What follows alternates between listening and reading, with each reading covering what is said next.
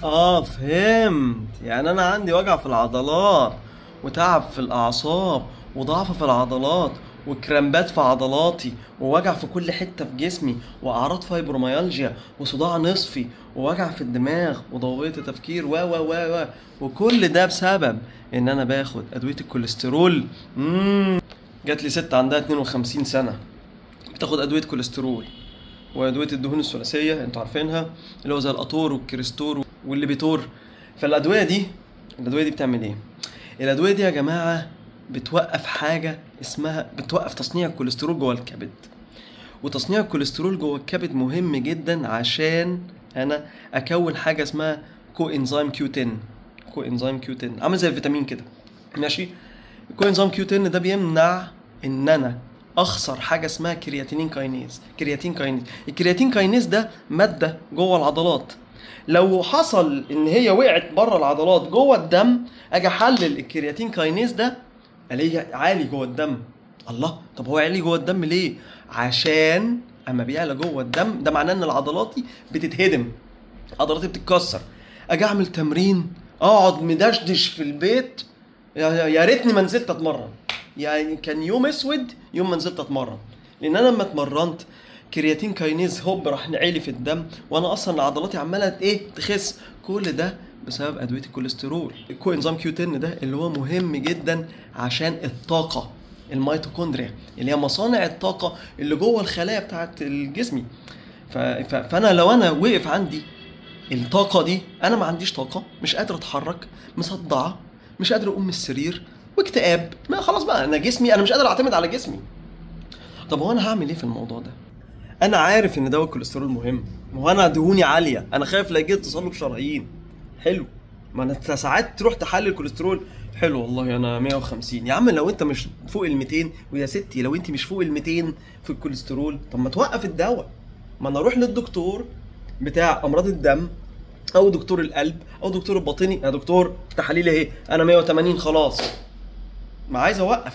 طيب انا كوليسترولي عالي 300 وراجل عندي ستريس وبدخن خلاص اخد الكو انزيم كيو 10، اخده كمكمل غذائي. وما تجيش تسالني اخده منين، لا انا اروح للدكتور اللي بيوصفه، اروح لدكتور القلب، دكتور الاوعيه، او دكتور الباطني، هم دول اللي بيوصفوا الكو انزيم كيو 10 ان هو ليه جرعات. طب خلاص حلو قوي. او انا مكسر وما لقيتش عندي الكلام ده، وجيت احلل الكرياتين كاينيز جوه الدم لقيته مش عالي ولا حاجه.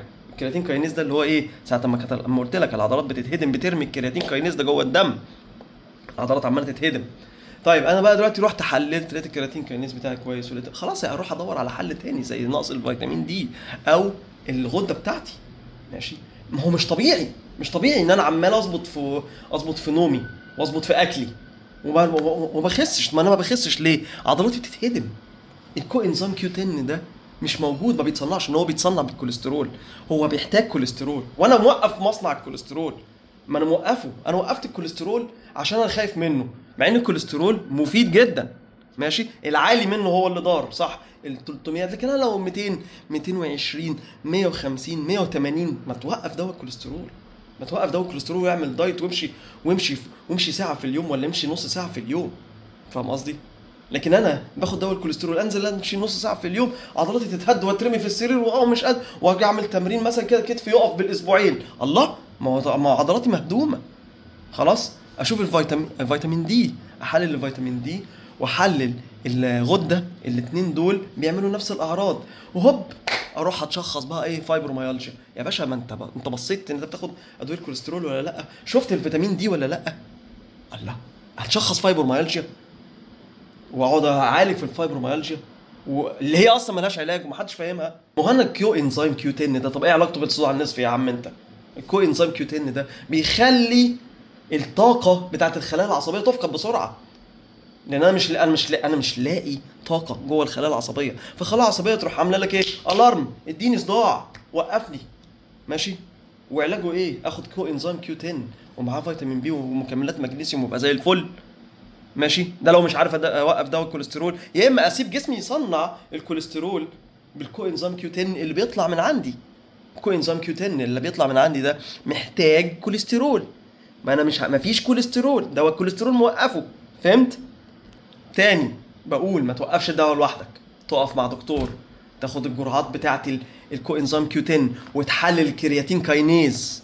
الكرياتين كاينيز اللي عمال يتدلق من عضلاتك ده جوه الدم، والكرياتين كاينيز عالي بسبب دواء الكوليسترول. لا اوقف دواء الكوليسترول ولا لا يا دكتور؟ اروح اسال الدكتور المختص ان انا اوقفه، لان ده بيجي ياثر على شغلي في الاخر. بعمل الجلسات والستات ما بتخفش والرجاله ما بيخفوش لانه عمال يضرب في ادويه كوليسترول وهو كوليسترول كويس. نخلي بالنا، حل الكرياتين كاينيز، حل الفيتامين دي، روح للدكتور، حلل الكوليسترول والدهون الثلاثيه والال دي ال والاتش دي ال، حللهم، روح للدكتور قول له انا دلوقتي اهو كوليسترولي كويس او مش كويس. كويس هوقف دواء الكوليسترول وابقى كويس خلاص تمام. مش كويس كوليسترولي هاخد كو انزيم كيو 10 واكمل مكملات غذائيه فيتامين دي ماشي، وبعديها اروح للدكتور العلاج الطبيعي جلسه جلستين اخف. اللهم بلغت اللهم فاشهد، وهذا والله اعلم. السلام عليكم.